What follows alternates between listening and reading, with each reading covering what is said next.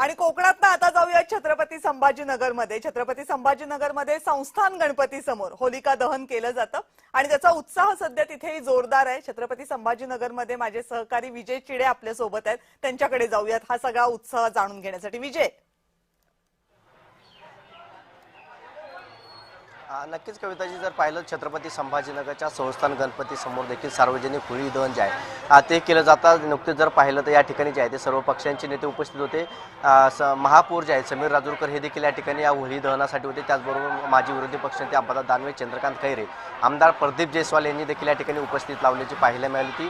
आणि त्यानंतर संस्थान गणपती समोर जे आहे ते पूजा करून होळीचं दहन जे आहे ते या ठिकाणी करण्यात आलं होतं।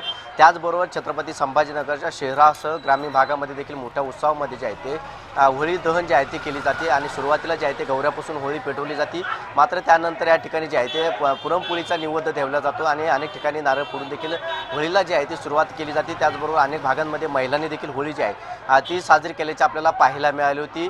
आणि त्यानंतर जे आहे ते अनेक महिलांनी कोरडा रंग देखील एकमेकांना लावण केली। त्याचबरोबर सर्व पक्ष नेत्यांनी देखील एकमेकांना रंगांची लागून होळीचा जे राग असेल, दोष असेल, हा संपूर्ण होळीमध्ये पेटून दिल्याचा आपल्याला पाहायला मिळाला होता। कविताजी, धन्यवाद या सगळ्या उत्साहाच्या अपडेट्स बद्दल। तर संभाजीनगर असेल, पुणे असेल, मुंबई असेल किंवा कोकण असेल, सगळ्याच ठिकाणी सध्या होलिका दहन केलं जातंय। त्याचा उत्साह सगळीकडे दिसतोय। काही ठिकाणी मंत्रोच्चारही केले जातात, काही ठिकाणी पारंपरिक ज्या प्रथा आहेत, परंपरा आहेत, त्यांचं पालन करून हा सण साजरा केला जातो। महिला वर्ग सुद्धा या दिवशी खूप उत्साहात असतो, कारण उपवास असतो, नैवेद्य दाखवायचा असतो, होळीला नारळ अर्पण करायचा असतो।